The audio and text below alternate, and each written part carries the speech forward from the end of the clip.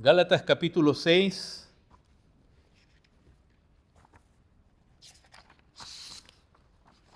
Dice así en el versículo 1 y 2.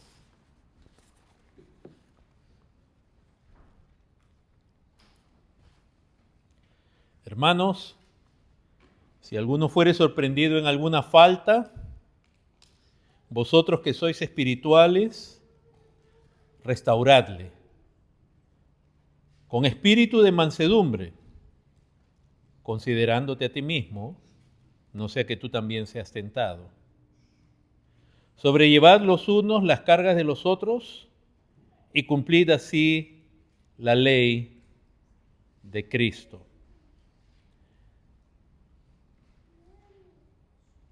En estos dos versículos, hermanos, de introducción del capítulo 6, vemos que a pesar que se nos viene desde el capítulo 5 exhortando a andar en el Espíritu y no satisfacer los deseos de la carne, que si nosotros hemos sido redimidos por Cristo y liberados del poder del pecado, liberados de la condenación de la ley, que esa libertad se debe expresar en amor, en servicio, como dice en el capítulo 5, verso 13, porque vosotros, hermanos, a libertad fuisteis llamados, solamente que no uséis la libertad como ocasión para la carne, sino servíos por amor los unos a los otros. Esa libertad se debe demostrar de la manera que Cristo nos amó, de la misma manera que Cristo mostró ser el Hijo de Dios en su carácter, en su santidad. Y los siguientes versículos, como ya hemos estudiado antes, tiene que ver que la libertad no debe usarse como una ocasión para la carne. Pero ¿qué pasa cuando un creyente le da lugar a su carne y se manifiestan obras de la carne en su vida? Este versículo nos muestra, en el versículo 1 del capítulo 6, la ayuda que él necesita para que la carne no tenga control de él, sino para que vuelva al camino, a la senda por donde debe andar. Y ese versículo primero del capítulo 6 nos habla de la disciplina bíblica. La disciplina bíblica que debe ser practicada por todos los miembros de una iglesia, no solo por los pastores, que consiste en si se ve una falta, y quiero meditar en este pasaje a la luz de otros dos textos. Uno, Efesios 4.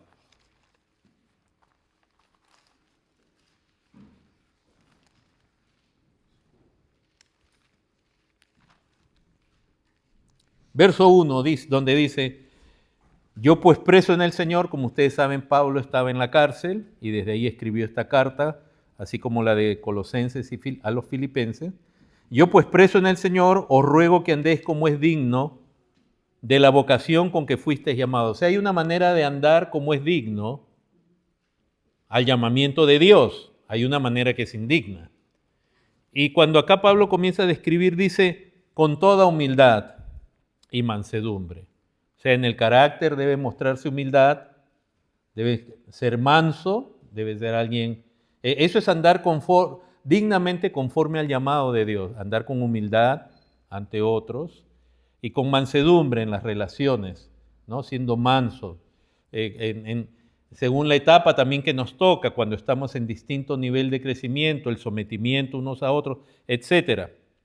Y acá dice algo interesante: soportándoos con paciencia los unos a los otros. Quiere decir que hay faltas, imperfecciones todavía, que dependen del grado de conocimiento de una persona, del trasfondo espiritual que tiene. Por ejemplo, este es el llamado que Pablo le hace a los creyentes en Roma, porque algunos guardaban los días, ¿verdad? tenían cierto trasfondo, llamemos formación religiosa, obviamente se estaba refiriendo a los de trasfondo judío, que todavía aún cuando tenían fe, pesaba mucho en sus conciencias ciertas cosas, ciertas comidas que evitaban y ciertos días especiales.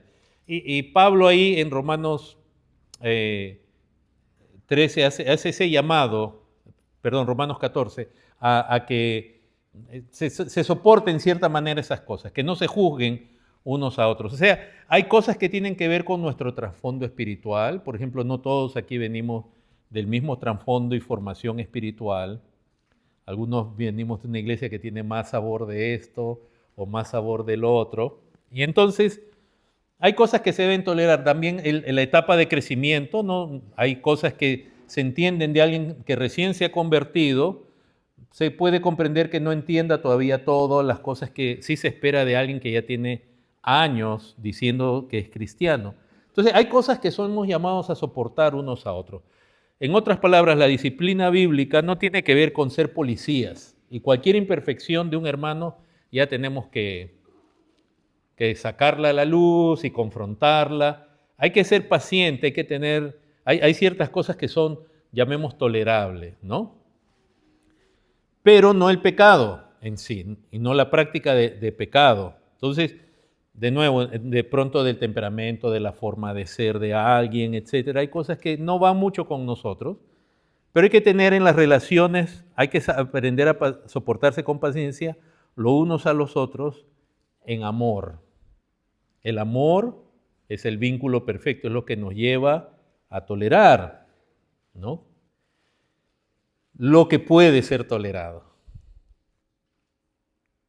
¿Ok? Esas pequeñas diferencias, trasfondos, etcétera, pero no el pecado en sí. Y nos dice hasta por qué debemos estar solícitos en guardar la unidad del Espíritu, procurando la unidad del Espíritu, entendiendo que de nuevo esa persona está en un proceso, no esperamos que ya entienda y conozca todos los deberes de un creyente, etcétera, etcétera. Pero el otro pasaje con el cual quisiera ir de la mano está en Mateo 18,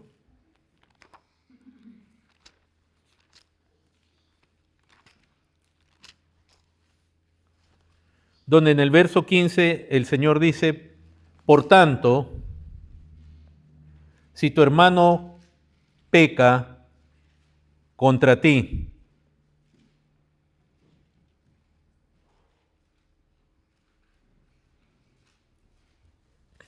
ahora, cuando el Señor dice por tanto, es como diciendo, haciendo una conexión entre todo lo que viene diciendo antes y diciendo, por tanto, o sea, por todo lo que vengo diciendo, y ahora de pronto dice, si tu hermano peca contra ti, ve y repréndele estando tú y él solo, si te oyere has ganado a tu hermano. ¿Qué es lo que vienes diciendo, Señor, que ahora tú dices si tu hermano peca contra ti? Es el valor de la salvación. Cuando se usa en los primeros versículos, el Señor usa a un niño de ejemplo en medio de ellos. Y una de las amonestaciones que hace es, hay cuidado del que haga tropezar a un niño, de que por su culpa alguien se pierda, digamos, ¿no? Y luego el Señor habla de buscar lo que se había perdido, y ahí usa el ejemplo muy conocido de las 100 ovejas, ¿no? Verso 14 dice, así que no es la voluntad de vuestro Padre que está en los cielos que se pierda uno de estos pequeños. Entonces, el peligro de que alguien se pierda. Y cuando uno ve pecar y esa persona peca contra uno, entonces uno tiene el llamado de personalmente, estando a solas, decirle, hermano, esto que tú has hecho está mal, ¿no? En Cristo hay perdón, arrepiéntete. Es algo que directamente va en contra de uno. Y esa persona está en riesgo de perderse. Sí, porque si alguien comienza a pecar y no se arrepiente, está en riesgo de perderse, lo cual no significa que la salvación se pierde en sí, sino que esa persona está en el peligro de entrar en una senda de la cual, si es un verdadero creyente, lo único que va a esperar al final de esa senda, no solamente que le vaya mal un castigo de parte de Dios, ¿no?, que sea tan severo que la misma persona, si es creyente, Dios como Padre lo va a disciplinar. Entonces, hay momentos que Dios llama, por un lado, a soportarnos unos a otros, de nuevo, en lo que es tolerable, pero en cuanto al pecado, nos dice, si tú lo ves en Gálatas, si tú ves el pecado, si alguien es sorprendido en alguna, no es contra ti necesariamente, alguien es sorprendido en alguna falta, ustedes que son espirituales, restáurenle. El llamado a restaurar, el llamado es a confrontar el pecado con la intención de restaurar, porque es un hermano. Comienza el versículo 1 del capítulo 6, hermanos. Si alguno fuere sorprendido en alguna casa, ¿alguno de quiénes? De los hermanos, de los miembros de la iglesia. Esto no es un pasaje que se aplica a los que no son creyentes. Si alguno de entre ustedes, de los hermanos, fuere sorprendido en alguna falta, ustedes que sois espirituales, ¿qué significa eso? Que ustedes que están andando en el Espíritu, porque ese es el contexto del pasaje anterior, y en el Espíritu, por el poder del Espíritu, están mortificando la carne, matando los deseos de la carne, no obedeciendo a la carne, venciendo a la carne en sus vidas. Los espirituales, que lo restauren. O sea, la idea de la disciplina bíblica no es destruir a alguien y avergonzarle y humillarle, es restaurarle. Y nos dice con espíritu, ahí refiriéndose a la actitud de corazón de mansedumbre, ¿no? Aún la restauración es con mansedumbre, no se trata de descargar la ira contra el pecador, ¿por qué has hecho esto? Eres un así, eres un asá, y ya de frente castigarlo y hacer público todo su pecado. No. Es restaurarle con espíritu de mansedumbre. O sea, los que restauran deben tener dominio propio, deben tener un verdadero amor. El primer fruto del Espíritu, recuerden, ahí hemos leído en el verso 22, es el amor. Entonces, las personas que restaura deben estar llenas, son espirituales, deben estar llenas del fruto de Dios, y ellos son los que pueden restaurar a alguien. Pero no es solo la labor del pastor, decíamos. Esta es una expresión general. Y también exhorta y dice, considérate a ti mismo. O sea, cuando tú ves el pecado en otro, tú considérate a ti mismo. Considera la misericordia que Dios ha tenido contigo. Considera tus debilidades, tus flaquezas. Considera tus propios pecados que Dios te ha perdonado. Porque eso es lo que muchos se olvidan. Cuando van a restaurar a alguien, cuando van a confrontar el pecado, se olvidan de la mansedumbre y simplemente descargan la reacción que a veces hay contra el pecado en otros. No se consideran a sí mismos, entonces se olvidan del perdón que Dios ha tenido hacia ellos, se olvidan de sus propios pecados. Es como que a veces puede haber la tendencia de agarrar a alguien del cuello y decirle ¿por qué has pecado? Y tener poca disposición a perdonar cuando Dios a ti te ha perdonado muchísimo.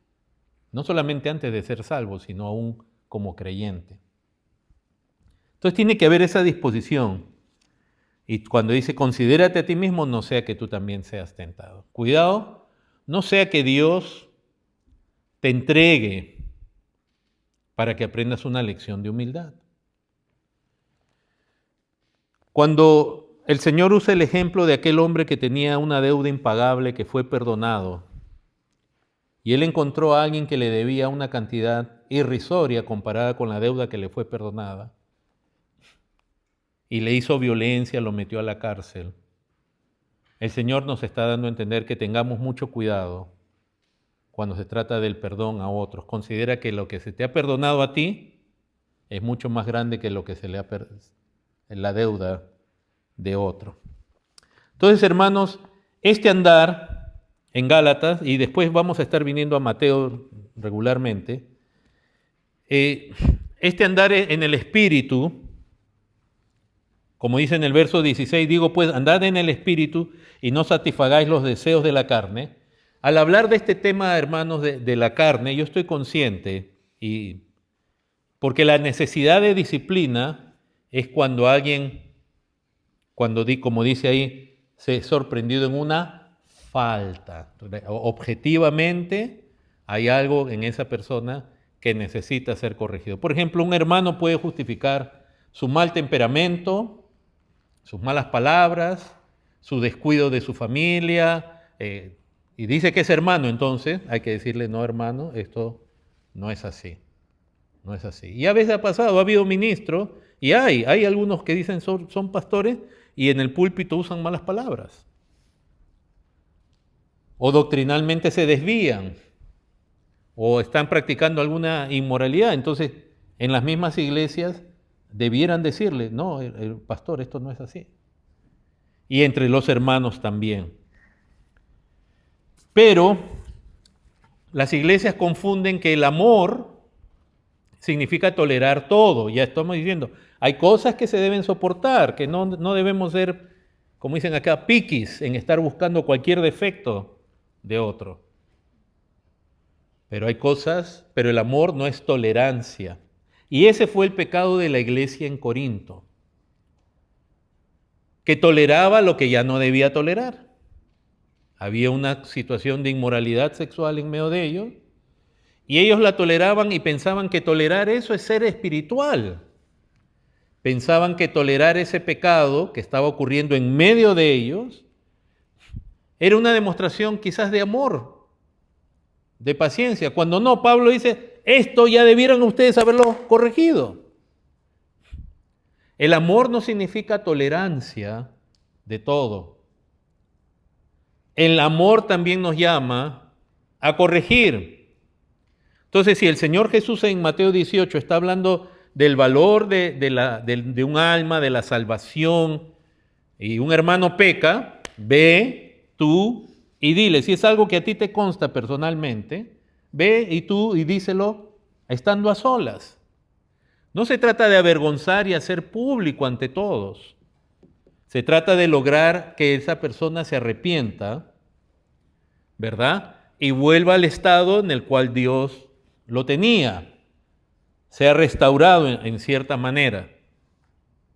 Ahora, yo sé que hay distintos pecados, distintas situaciones de pecado, y algo que sí les debo decir es que la palabra hace énfasis en la actitud de los que disciplinan, en la actitud de los que restauran, porque es algo que está bajo el control de ellos. Lo que no está bajo el control de ellos, y todo aquel que juega con la carne debe saber, es que lo que no está bajo el control de nadie son las consecuencias del pecado.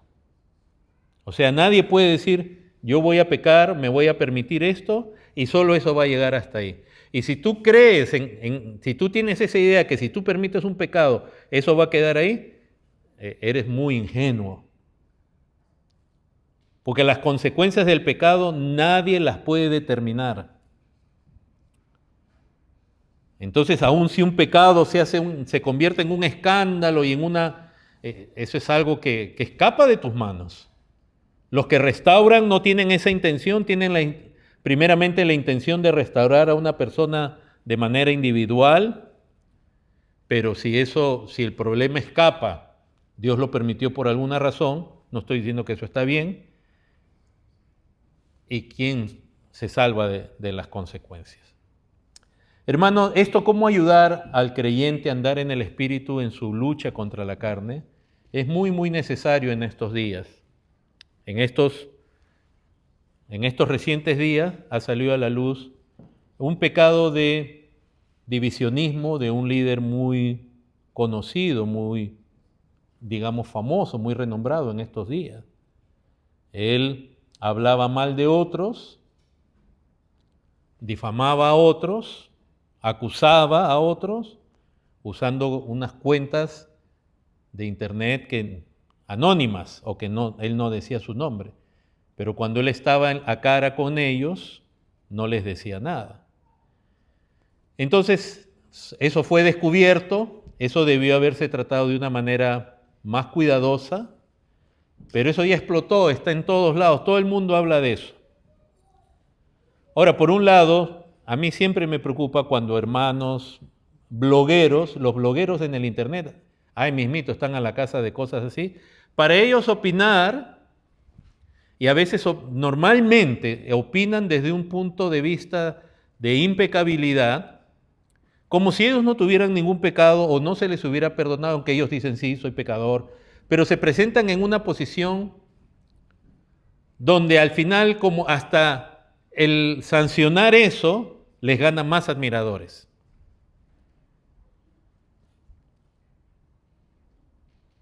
Porque nuestra carne, una de las cosas una de las características más típicas de la carne, de la naturaleza humana, es querer sentir justicia propia y ajusticiar a otros. Entonces, es muy raro.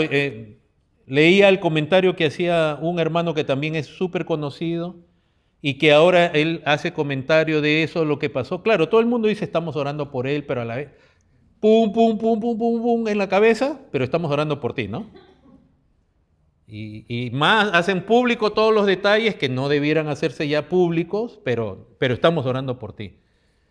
Pero uno de ellos comentaba algo que decía, a mí hace años este hermano me dijo tal cosa, y entonces él tampoco lo dijo cuando fue tiempo, ni lo confrontó. ¿Para qué lo sacas en público?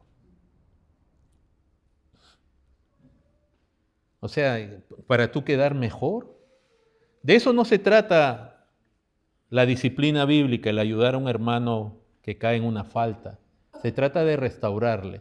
Aunque es cierto, en algunos casos hay pecados, que la restauración no significa borrar todo y quedar todo exactamente como estaba antes. A veces no, a veces el daño es tan grande que ya no se puede volver atrás. Es como ciertos accidentes de autos, donde el carro se arrugó y todo, y lo llevaste a arreglar y te lo dejaron como nuevo, pero no es lo mismo. Y hay situaciones, hay consecuencias del pecado que ya no se pueden arreglar.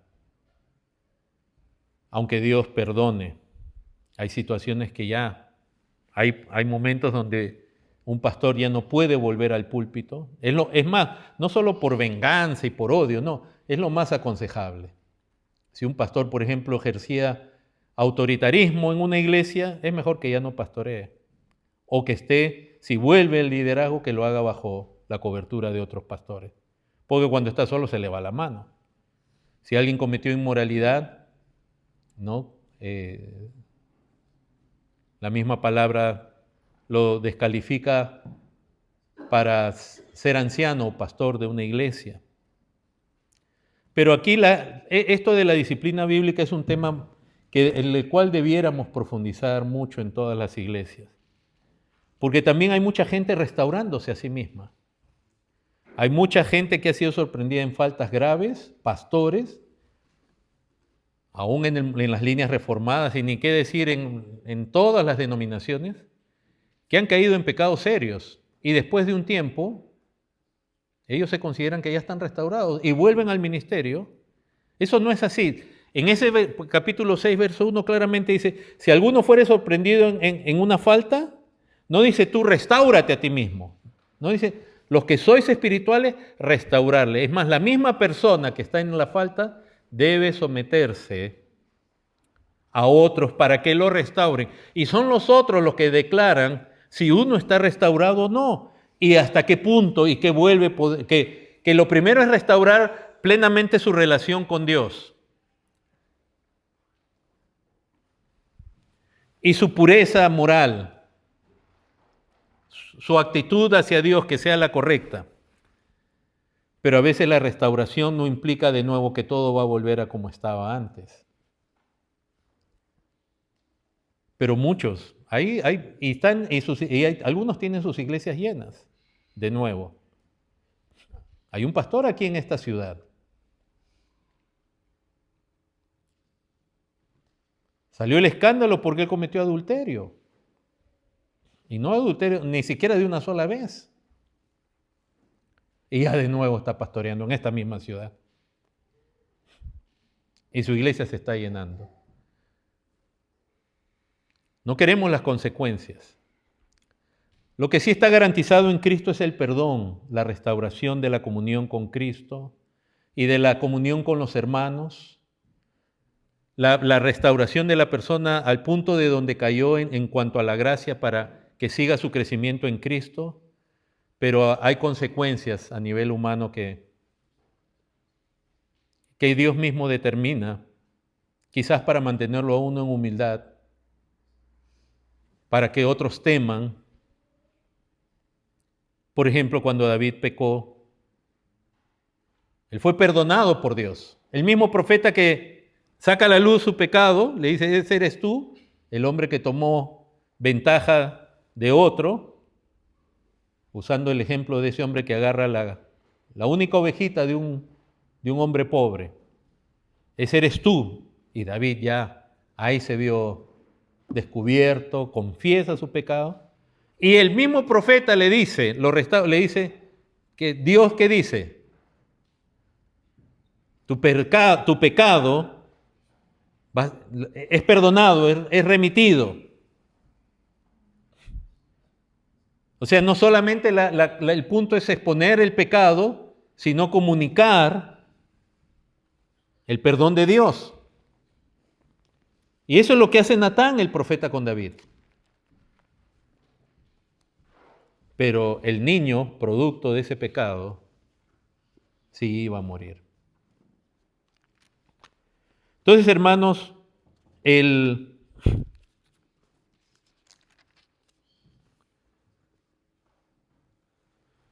la manera como Dios trata con el pecado es una manera a la cual debemos mirar. Para comenzar, para solucionar nuestro pecado, Él envía a su Hijo Jesucristo, quien toma nuestro pecado sobre sí para obtener el perdón que necesitamos. Pero nosotros tenemos que aprender de Dios cómo tratar con el pecado.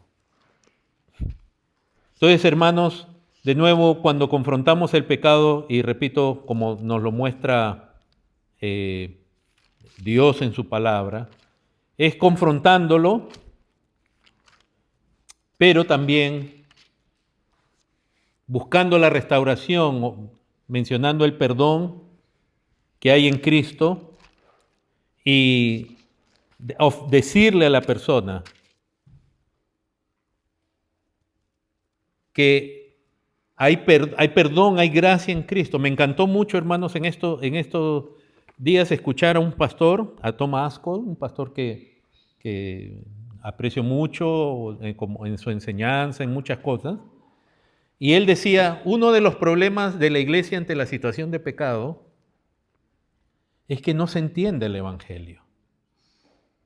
No se enseña el Evangelio a las iglesias, no se profundiza en el Evangelio. Entonces, cuando hay una situación de pecado, el pecador primero se quiere esconder, porque él sabe que si él habla, le van a caer con todo, lo van a destruir, lo van a avergonzar. Y si confiesa, no confiesa todo, confiesa una parte nomás, porque no entiende el Evangelio, entonces todavía quiere cubrir su pecado.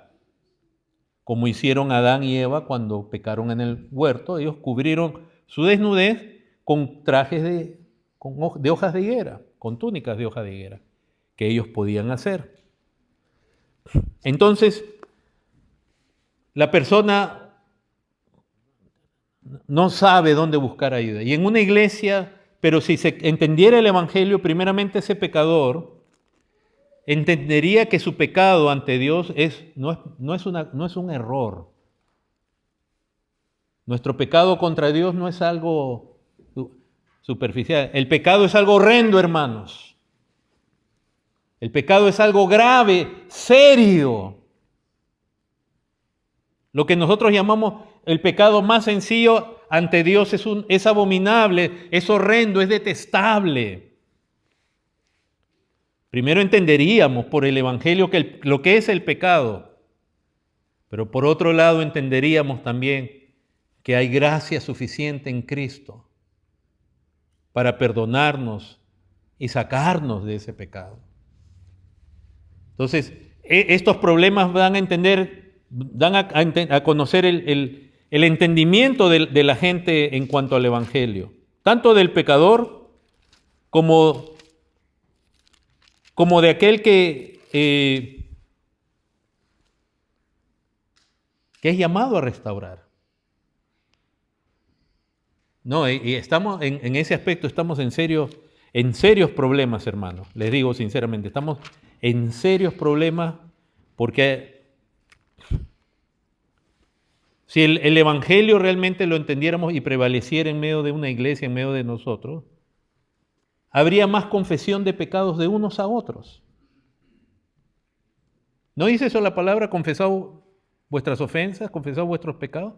Entonces, claro, el catolicismo agarra y dice, ve, te tiene que perdonar un hombre. No, pero donde habría el Evangelio, uno le confesaría a otros diciendo, hermanos, tengo este problema, o hermano, ayúdeme.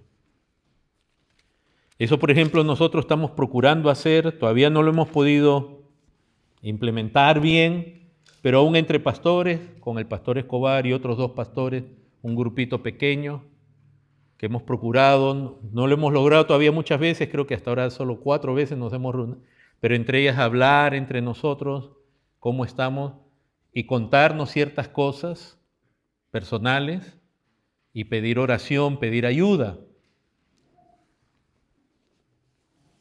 Pero yo eso no se lo haría a cualquiera, pero en estos hermanos yo veo que entienden la gracia de Dios con ellos, el perdón, entonces puedo abrirme, y aun si en algún momento tuvieran que decir, hermano, esto te descalifica del ministerio, ellos son los que están tomando, uno se está sometiendo a otros para ser restaurado.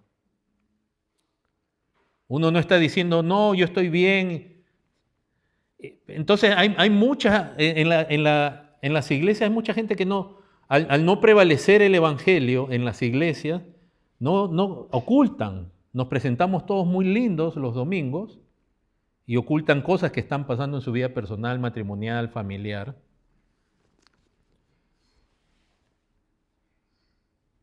Porque no hay esa confianza de confesar. Entonces, si alguien viene a ti a confesarte algo, tú manténlo en privado.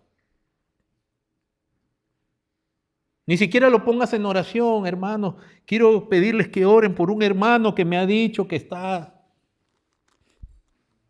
Ya estás abriendo la puerta al chisme y a la murmuración.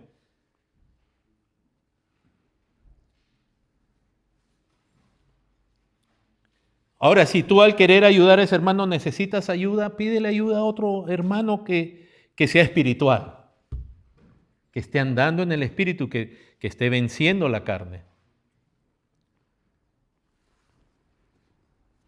Porque la disciplina bíblica, hermanos, justamente no es para uno sobresalir sobre otros, sino al contrario.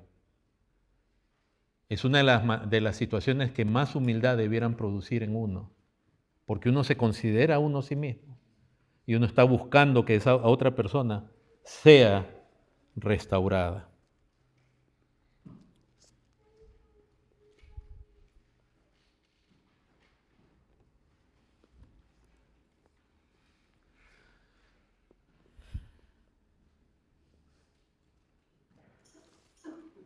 En cuanto a las consecuencias, hermanos, sí, por más que a veces uno no las puede controlar. De nuevo fue el caso de David. Entonces, en este último escándalo que está habiendo en la iglesia, yo por un lado veo el error de cómo las iglesias, muchas iglesias y líderes tratan los asuntos. Veo el fariseísmo todavía en muchos, aún pastores, que inmediatamente, claro, pero si es un amigo, por ese amigo oramos. O sea, si el pastor era mi amigo, ahí tenemos una disposición hacia esa persona, pero si al otro ni lo conocíamos, ¡cabum! Con todo. No es así tampoco.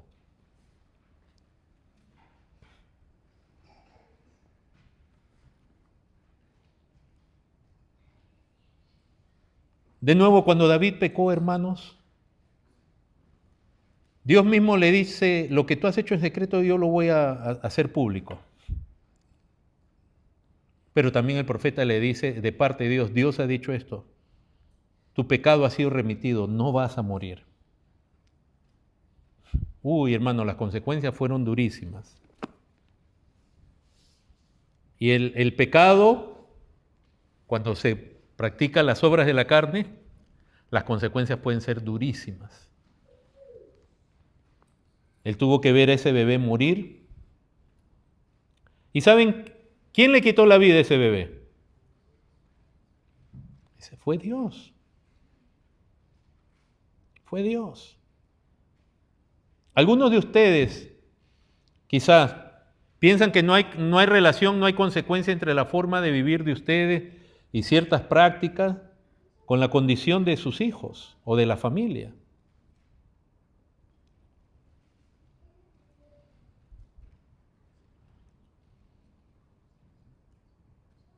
Pero por eso debemos examinar nuestras vidas ante Dios, porque tenemos, hermanos, todavía carne. Y yo sé que este tema es difícil. Les cuento, en esta semana yo estaba en un barrio de casas muy finas, un barrio, como se dice, barrio de ricos. Estas eran casas, pero son casas y casas. Yo estaba ahí. Y mientras caminaba yo por ese barrio, de pronto, todas casas de lujo, unas cosas espectaculares, ya saben cómo son esas casas aquí, casi como las nuestras, pero un poquito más tienen, ¿verdad? Y estaba caminando y de pronto, hermanos, un olor horrendo a podredumbre. Imaginen, en esas casas tan bonitas, de pronto en la calle, un olor horrendo. Ahora, ¿qué hace usted cuando percibe un olor horrendo? ¿Qué dice? Acá me voy a quedar, ¿verdad? No, ¿qué dice? Usted lo que quiere es moverse de ahí rápido. Y este tema es parecido. Este tema es como tener que oler lo que no queremos oler, que es nuestra carne. Y la necesidad que tenemos y que a veces necesitamos ya realmente ayuda. Y por eso está el capítulo 6, verso 1. Entonces, de nuevo, ¿qué es? ¿Qué es la carne, hermano? La carne es lo que es el ser humano afectado por el pecado. Y ese somos nosotros. Ese eres tú. El Evangelio declara que es la carne. Por la palabra de Dios entendemos que la carne, o sea, es decir, nuestra humanidad afectada por el pecado, no puede ser corregida, no puede ser cambiada. La carne no va a sufrir una metamorfosis en sí, la carne. Ahora, en la Biblia se hace una distinción. Hombre carnal es el no regenerado, el que no tiene el Espíritu. Y al creyente se le llama espiritual no porque ya no tenga carne, sino porque ahora tiene el Espíritu y ha sido regenerado. Y el Espíritu ha venido a morar en él como un logro de Cristo, de la muerte sustitutoria de Cristo. Sin embargo, el creyente todavía tiene carne, es carne. O sea, quiere decir que todo tu ser está afectado por el pecado, ¿o no? ¿Eres capaz de pensar algo malo, pero no eres salvo? ¿Eres capaz de desear algo malo? ¿Eres capaz de ignorar a Dios en algo que Él dice? ¿Eres capaz de desobedecer?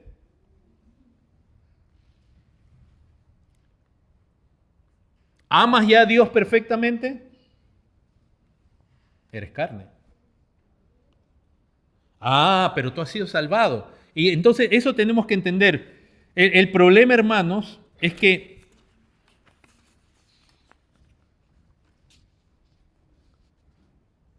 la carne, uno de los problemas de nuestra carne, nuestra humanidad afectada por el pecado, es que siempre se disfraza de justicia. A la carne nuestra, a nuestra humanidad, no le gusta en sí misma ella ver cuán pecadora es en sí ¿Y cuánto potencial de pecado hay en la carne? De nuevo, ese es un tema que es como pasar por un lugar que huele feo. Uno quiere salir de ahí rápido. Muchas iglesias, hermanos, crecen con cientos y miles de personas porque ahí nunca se habla del pecado. Ni de tu carne, ni de la santidad, ni de la mortificación de la carne. Todo es que eres vencedor, eres un príncipe. Toda la espiritualidad de esa está destinada, no, en ningún momento confronta el pecado.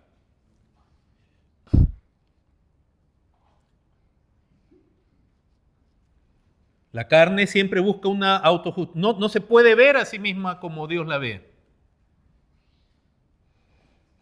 Siempre quiere encontrar mérito en uno. Dios me salvó, pero realmente yo no era tan pecador. Sí era pecador, pero no tanto. En cambio, en el creyente, cuando aún teniendo carne, pero el evangelio ha obrado en su corazón, él dice, yo soy carne. En mí todavía hay pecado, todavía soy capaz de esto, pero es increíble cómo siendo así, en Cristo se me ha concedido perdón y se me ha dado el Espíritu Santo para vencer a mi propia carne.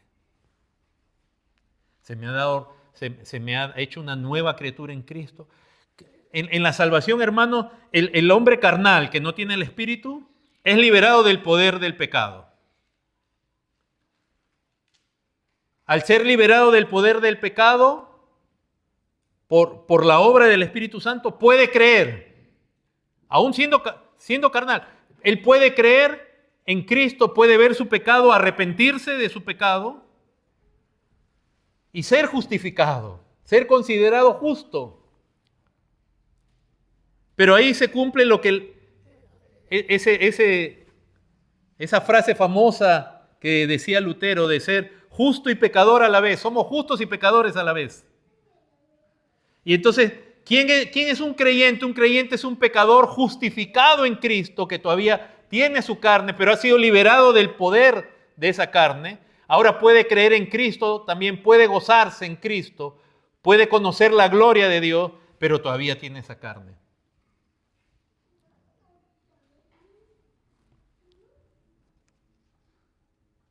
Es una carne corrupta que por eso Pablo le amonesta a los Gálatas ahí en el capítulo 5 acerca de los deseos de la carne. Y le dice en el verso, eso le dice en el verso 17, en el verso 19 le dice que son manifiestas las obras de la carne que ya hemos leído antes, en domingos anteriores.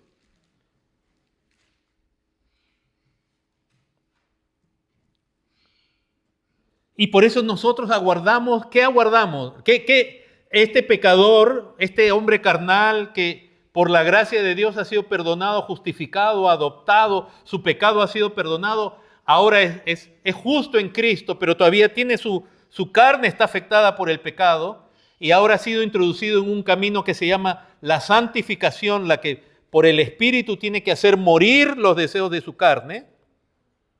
Y anhela la glorificación donde ahí sí va a ser uno transformado completamente. Ya no va a quedar vestigio de pecado en nosotros. Aún nuestra carne, en mi carne he de ver a Dios, decía Job. Pero mi carne, en Job que vemos, mi carne todavía se pudre. Pero él anhelaba ese día donde... Entonces, yo sé, es feo, hermanos, es un tema que... Y vemos en los hombres de Dios y en los discípulos que todavía había carne en ellos, aún siendo ya apóstoles. Miren el pecado de Pedro. Entonces, el gran problema es en las iglesias cuando la gente no entiende lo que es ser pecador, su pecaminosidad, y no entiende lo que es la salvación, la gracia de Dios con el pecador, contigo y conmigo. La mayoría de los creyentes, yo a veces si me pidieran un número, yo diría 90% de los creyentes o más, creen que al ser salvos ya han sido hechos buenos. O sea, no entienden los logros de Cristo hacia el pecador, sino que ellos dicen, el pecador ya no es pecador. Ya yo por naturaleza todo lo hago bien y no comprenden que más bien se le ha concedido el mayor la mayor promesa, la mayor bendición de la promesa de Dios, que es el Espíritu Santo, para que pueda andar y vencer su carne. Entonces, el pecado se ve en las pasiones. Ese es lo que vemos ahí en las Escrituras. Manifiestas son las obras de la carne, adulterio, fornicación, inmundicia, lascivia. En las pasiones, en los deseos, particularmente en los deseos sexuales.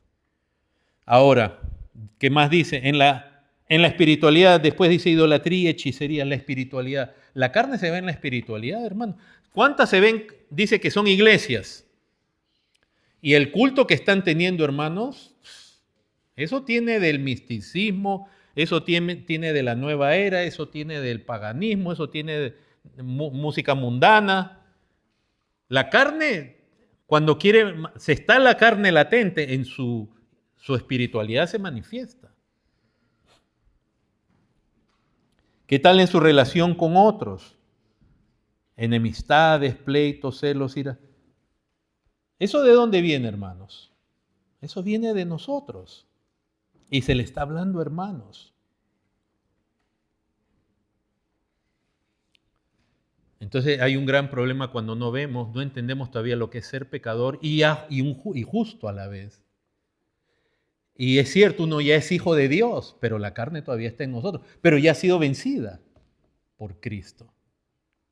Pero somos llamados a luchar contra ella. Y cuando fallamos entonces, es que necesitamos ayuda de hombres espirituales, es decir, no que son gente sin pecado, no, impecable. Es gente que por la gracia de Dios están dando espiritualmente, que puede ayudar a otro que ha caído en la carne.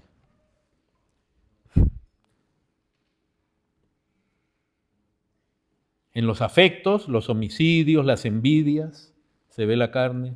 En los excesos, borracheras, orgías y muchas cosas más que no acaba Pablo de describir. Entonces es fácil no hablar de esto en las iglesias y envolver a todo el mundo en una espiritualidad mística. Todo es la gloria de Dios, ¿se han dado cuenta? Todo es la gloria de Dios y la gloria, y falsifican la gloria y prenden máquinas de humo y tiran escarcha brillante y la música, ¿no? Y se cree que con eso se ama al Señor. Hermanos, una estadística dice, ustedes saben que el cristianismo en Estados Unidos está en declive, pero una estadística por ahí dice que hay en Estados Unidos 100 millones de cristianos. Miren lo que hizo Cristo con 12 apóstoles. Si hubieran 100 millones de cristianos. Pero entonces, ¿qué muestra? ¿Cómo se mide el nivel de espiritualidad de una iglesia? De nuevo, la carne. ¿Cuánto la música, cuánto se salta, cuánto se emociona?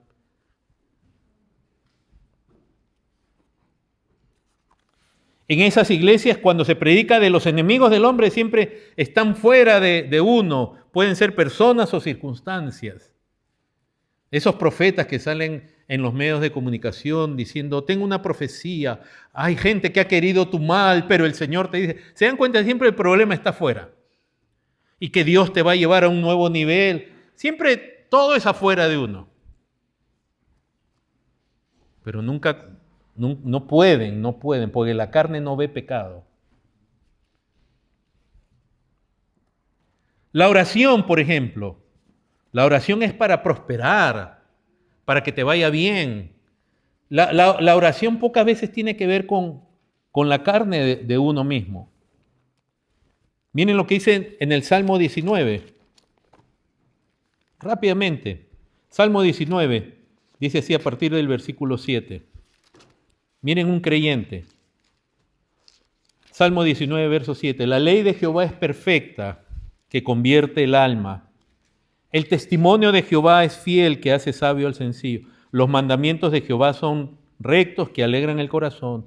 El precepto de Jehová es puro, que alumbra los ojos. El temor de Jehová es limpio, que permanece para siempre.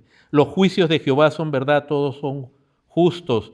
Deseables son más que el oro, más que mucho oro afinado, dulces más que la miel que destila del panal. La ley de Dios, la palabra de Dios, sus testimonios, todo lo que Dios declara. Es perfecto, es fiel, es puro, es limpio, es verdad, es justo, convierte el alma, hace sabio y todo lo que aquí se describe. Y en el verso 11 entonces David dice, tu siervo es además amonestado con ellos. ¿Cómo se amonesta el alma? Al verse en el espejo. ¿Cómo puedes ver si en ti algo quedó sucio o hay una mancha? Al verte en el espejo. ¿En qué espejo? En el espejo de la ley. Donde ahí tú puedes ver lo que significa santidad para Dios y tú puedes decir, en mí hay esta área que necesita ser corregida.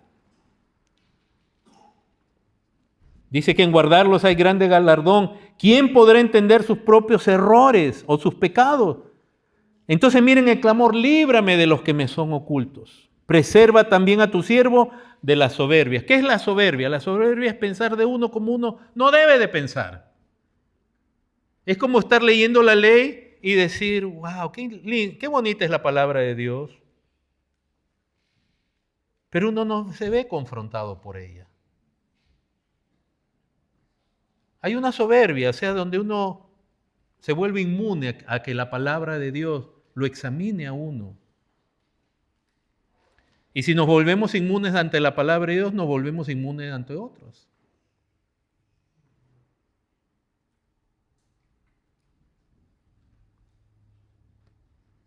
Y hay gente que no quiere escuchar su pecado.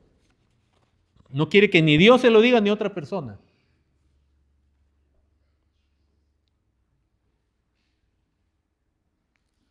Como los fariseos preferían echarle culpa al mismo Señor Jesús, condenarlo y matarlo porque Él les hablaba de su pecado.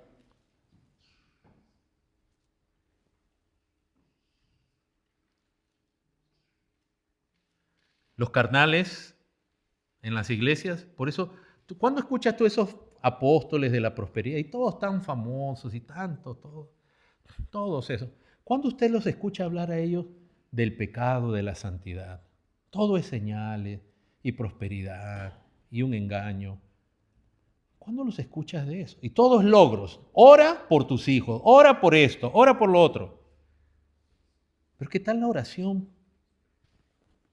por tu necesidad? Y nunca lo vas a escuchar a ellos hablar de Cristo diciendo, este es el único santo, el único glorioso, el único digno. Es por Él que somos salvos. Nunca los escuchas hablar de Cristo de esa manera. Cristo es solo un medio para que uno obtenga algo. Te hablan de Cristo y Cristo hizo esto. Pero nunca puedes escuchar de ellos palabras de Cristo que digan, Él es el único.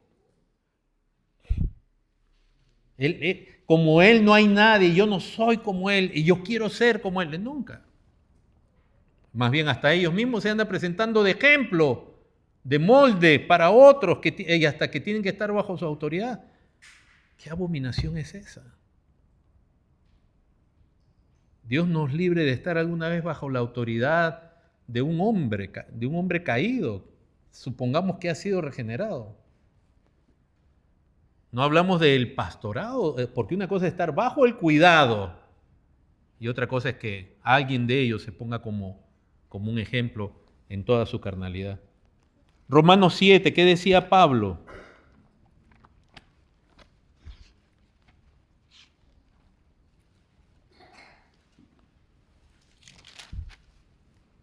Verso 14, porque sabemos, miren, comparen esto con el Salmo 19, verso 14, porque sabemos que la ley es espiritual, mas yo fui carnal, vendido al pecado. ¿Están leyendo conmigo? ¿No dice yo fui? ¿Yo qué? Yo soy. Yo escuché una vez un pastor agarrar esta porción y decir así literalmente, Pablo estaba equivocado. Otro hablando, no, Pablo está hablando de su vida pasada. No, Pablo está diciendo, yo soy. Entonces, también por el otro extremo, la gente pudiera tender a decir, quiere decir que Pablo era hipócrita, que era apóstol, pero a la vez vivía en pecado. No, él está reconociendo su constitución, su naturaleza en sí mismo, como ser humano. Nuestra naturaleza, como seres humanos, todavía está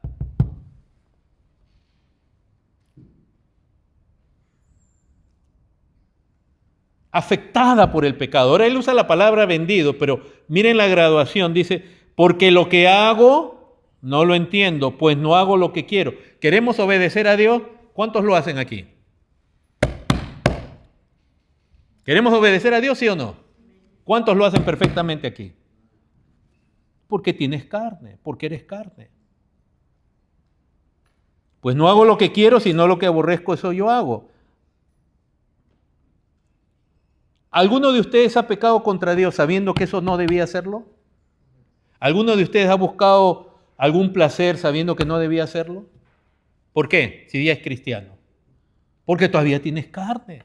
En tu constitución eres carne. Eres un redimido de nuevo, justificado, adoptado. Pero tu carne está ahí. Pero no estamos esclavizados bajo la carne. A pesar que él usa la palabra esclavitud, él está haciendo una progresión para llegar a la liberación que tenemos en Cristo. Verso 16, si lo que no quiero esto hago, apruebo que la ley es buena, de manera que ya no soy yo quien hace aquello, sino Él que mora. No hay nada más necesario para el creyente que estar consciente que en Él todavía mora el mal.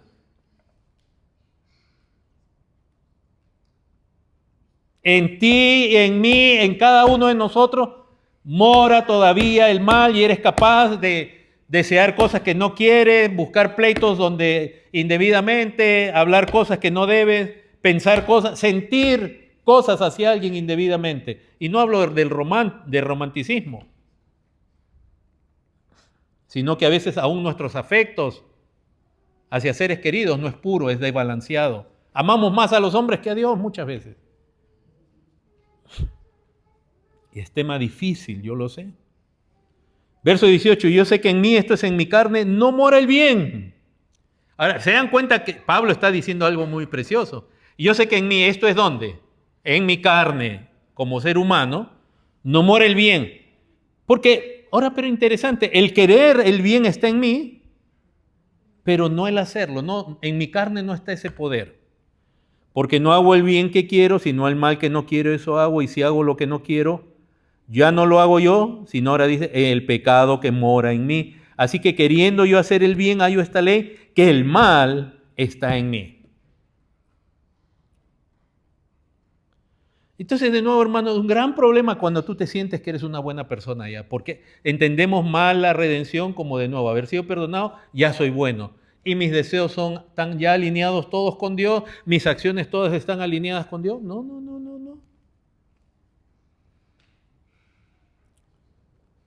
Verso 22, porque según el hombre interior me deleito en la ley de Dios, pero veo otra ley en mis miembros que se rebela contra la ley de mi mente. En la mente, hermanos, en el corazón queremos agradar a Dios y todavía no lo podemos hacer. ¿Qué? Me lleva cautivo la ley del pecado que está en mis miembros.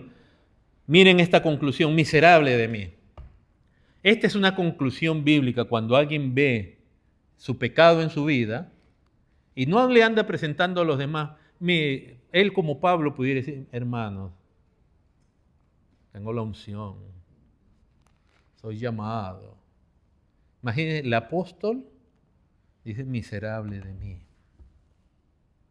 Entonces dice, ¿quién me librará de este cuerpo de muerte? Gracias doy a Dios por Jesucristo. ¿Dónde se ve la solución primeramente para este problema? En Cristo, en la expiación de Cristo, en la persona y en la obra de Cristo se ve el problema para nuestra carne. Por eso ahí el que ve eso se aferra a Cristo. Así que yo mismo sirvo a la ley de Dios con mi mente, pero a la carne más con la carne a la ley del pecado. Y entonces de ese gracias a Dios de hoy por Jesucristo, inmediatamente no debiera haber separación ahí, pero nos introduce al logro de Cristo. Ahora pues, ninguna condenación hay. O sea, a pesar de esta situación, no hay condenación para los que están en Cristo. Pero estos que están en Cristo, Jesús, no andan conforme a tienen carne y comprueban que el mal todavía está en ellos. Pero no andan conforme a la carne, sino conforme al. Entonces, él que había dicho, soy carnal, vendido al pecado, ahora dice en el verso 2, la ley del Espíritu de vida, que es el don que se le concede al pecador arrepentido, que cree en Cristo y que es justificado por gracia, La ley del Espíritu de vida en Cristo Jesús me ha librado de la ley, del pecado y de la muerte. Ya no hay esclavitud. Porque lo que era imposible para la ley, por cuanto era débil para la carne, Dios enviando a su Hijo en semejanza de carne de pecado y a causa del pecado, condenó al pecado de la carne para que la justicia de la ley se cumpliese en nosotros, que no andamos conforme a la carne, sino conforme al Espíritu. Entonces, el que es de Cristo tiene el Espíritu y por el Espíritu puede vencer la carne. Hermanos, esa realidad del pecado en uno, ese entendimiento, pero a la vez de la salvación que tenemos ¿se dan cuenta cuán grande es la salvación? Que en Cristo un pecador es redimido, es justificado, es liberado, es adoptado, pero en mi carne todavía no mora el bien. Pero me da el Espíritu de Dios, me da su ley, su palabra, para que por el poder del Espíritu se viva dignamente como es de Dios, se venza nuestra carne. Esa necesidad, hermanos, le estamos viendo en David, en Pablo.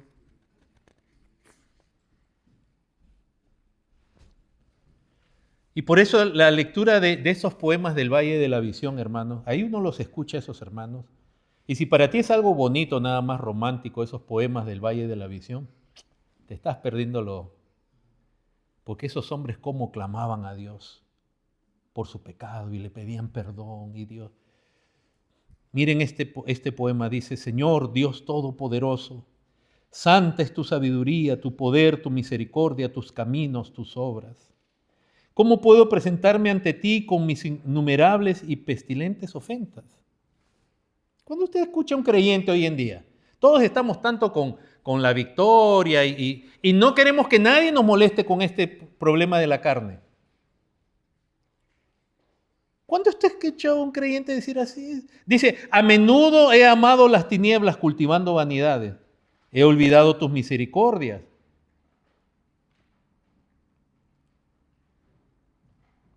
Miren lo que dice este creyente. Dice: pisando a tu Hijo amado.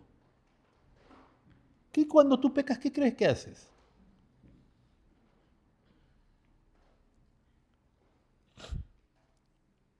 Ridiculizando tu providencia, alabando solo con mis labios, rompiendo tu pacto.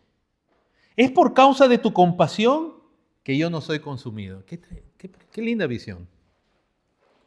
Llévame a arrepentirme y líbrame de la desesperación. Permíteme que me acerque a ti renunciando, condenando, aborreciendo a mí mismo, pero en la esperanza de recibir la gracia que es incluso para el peor de los pecadores. Por eso al peor de los pecadores nosotros le podemos ofrecer el perdón, la gracia en Cristo.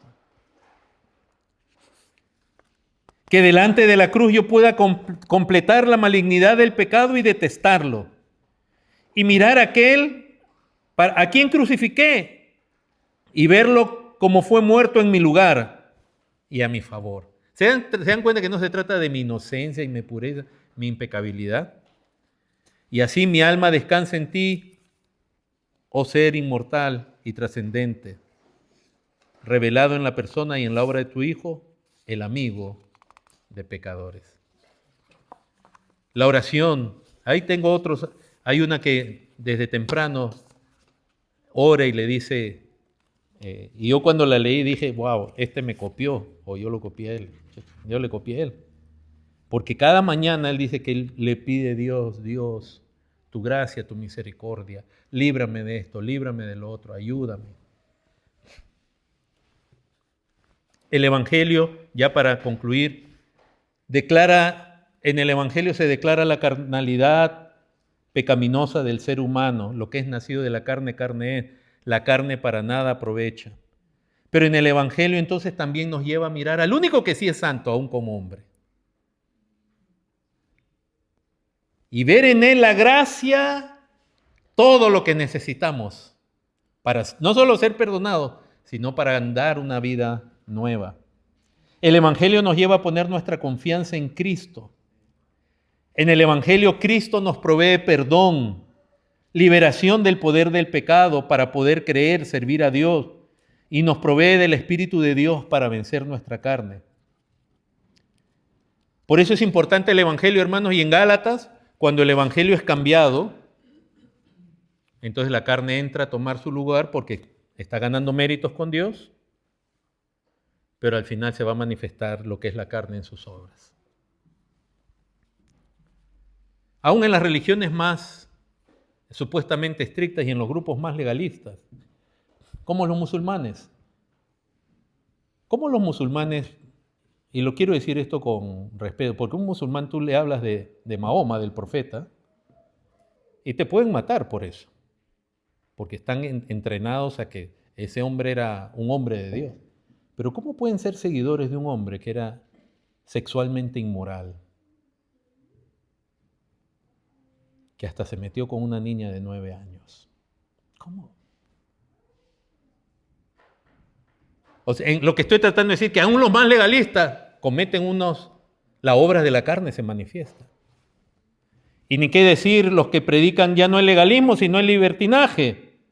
Ni qué decir, porque en el libertinaje se dice, tú puedes hacer esto. Se quitan las restricciones a la carne. La ley, la palabra de Dios no interesa, la ley moral de Dios ya no aplica, solo estamos bajo la gracia. En el legalismo también se usa la misma carne, tu carne puede, pero tu carne puede ganar méritos con Dios. Hermanos, el Evangelio condenó la carne en Cristo, con Cristo. Cuando Cristo fue a la cruz, ahí mató, condenó la carne y la mató. Y en el Evangelio, como dice en Romanos 5, nos ha hecho uno con Cristo. Y por eso nos llama a considerarnos muertos al pecado, pero vivos para Dios. El Evangelio nos exhorta a no obedecer a la carne en sus concupiscencias, sino a resistir la carne. Mal hacemos nosotros en darnos permiso o en dar permiso a nuestros hijos en algo que es de la carne. Yo he tenido peleas en mi casa con mis hijos. Cuando me pedían permiso para cosas que yo, no. Pero todos pueden, todos lo hacen. No. Y yo he visto el sufrimiento en mis hijos cuando les tenía que decir que no, porque el padre es el que es llamado a representar a Dios en la casa con autoridad por sobre la esposa, si es que la esposa se opone a Dios. El padre es el que tiene ese deber de enseñar y de corregir. Y la esposa complementar en ello. Y yo he visto el sufrimiento de ellos.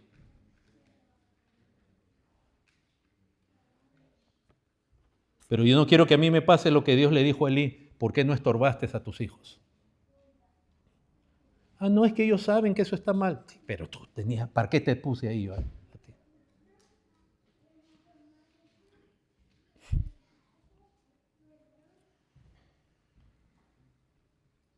Hermanos, en el Evangelio nos exhorta a no presentar nuestros miembros como instrumentos de injusticia. En el Evangelio se nos dice que no debemos darle oportunidad a la carne, que no debemos proveer para los deseos de la carne, situaciones, relaciones que van a ser lugar para la carne. En el Evangelio se nos da el Espíritu Santo.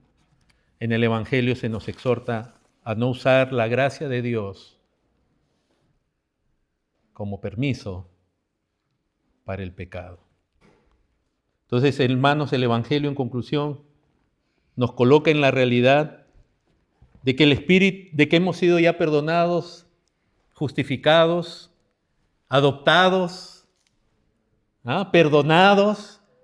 ¿Quién? Un pecador, un hombre carnal. Y que ahora ya no es carnal porque tiene el Espíritu, pero no quiere decir que ya no tiene carne, o que no es carne en su constitución. Pero ha sido liberado del pecado, ahora puede amar a Dios, ahora puede buscar a Dios, puede gozarse en Dios, pero su carne todavía también puede hacer otras cosas. En el Evangelio entonces se nos llama la correcta actitud hacia el Espíritu que ya hemos estudiado. Y lo que se nos dice ahora entonces es para andar en el Espíritu, ya que lo tenemos, si vivimos por el Espíritu, hemos estudiado ahí en Gálatas, andemos por el Espíritu. y se nos exhorta a ser llenos del Espíritu Santo. Pero cuando se nos exhorta, ya lo hemos estudiado, se dice, no os embriaguéis con vino en lo cual hay disolución, antes bien sed llenos.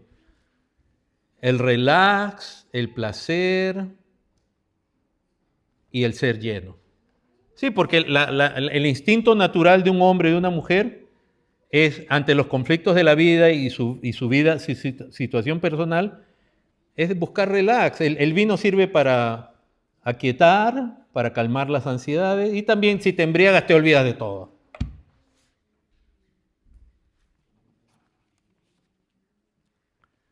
Entonces tenemos que tener cuidado con el entretenimiento, con lo que llamamos esparcimiento. Somos muy propensos a darle mucho esparcimiento a nuestros hijos. Y poca Biblia. Y poca verdad. Si medimos, hermanos, cuánto le damos de lo que es de Dios a nuestros hijos con el esparcimiento que le damos a Dios, ¿dónde está uno y dónde está el otro? Pero creemos que nuestra labor es hacerlos felices a ellos, o que nuestro llamado de Dios es ser felices. Entonces, para eso hermano, perdón, hoy día me despido y me voy a vivir a la playa.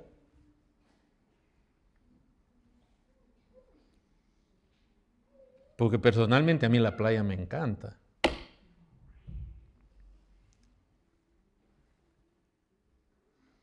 Y puedo pasarme horas, hermanos, cocinándome debajo del sol, poniéndome bien negrito como un carbón, disfrutando la playa. ¿Y eso es algo pecaminoso? No. ¿Pero que he ganado algo contra mi carne? No. ¿He incrementado, he sido lleno del Espíritu Santo? No. Entonces el esparcimiento es permitido por Dios. Dios mismo nos dice que podemos disfrutar, pero también Él nos dice ser llenos. Y para ser llenos, entonces, hay que congregarse, hay que estar expuesto a la palabra de Cristo, a estar expuesto en esa comunión donde se está exaltando a Cristo, donde estamos viendo buenos ejemplos, donde estamos siendo corregidos. El Evangelio nos llama a mortificar la carne por el poder del Espíritu. Pero ¿cómo vamos a mortificar a la carne si no conocemos la voluntad de Dios? Y a veces no queremos conocerla para uno excusarse y decir, bueno, como no, yo no sabía. Y hay una ignorancia que es permitida, hay una ignorancia que por la edad espiritual o por ciertas circunstancias se entiende, Dios la entiende. Igual nos va a corregir. Pero hay una ignorancia que la misma palabra de Dios dice debiendo ser ya maestros. Hermanos, hay luchas, hay sufrimientos, pero con victoria, porque la función del Espíritu Santo es ayudarnos, y ahí sí viene la sinergia, el sinergismo. Nosotros con el Espíritu Santo conscientemente tenemos que luchar contra nuestra carne, para que así se produzca fruto en nosotros, en esos aspectos: amor, gozo, paz, paciencia, benignidad, bondad, fe, mansedumbre y templanza. Contra esas cosas no hay ley. Solo hemos avanzado un versículo, pero les invito a ponerse en pie.